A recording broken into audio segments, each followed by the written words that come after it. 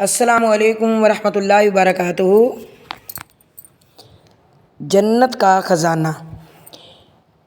نبی صلی اللہ علیہ وسلم نے فرمایا کہ اے عبداللہ بن قیس، کیا میں تمہیں جنت کے خزانوں میں سے ایک خزانے کے متعلق نہ بتاؤں؟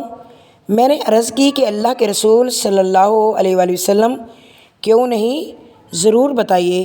تو آپ نے فرمایا، تم کہو لا حول ولا قوت الا باللہ۔ نہ گناہ کرنے سے بچنے کی ہمت ہے، نہ نیکی کرنے کی طاقت مگر اللہ کی ہی توفیق سے۔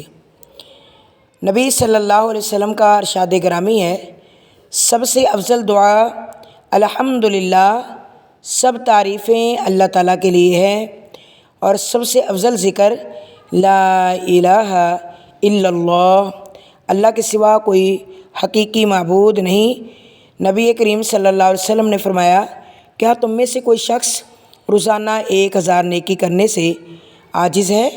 ہم نشینوں میں سے کسی نے دریافت کیا، ہم میں سے کوئی شخص 1000 نیکی کیسے کرے؟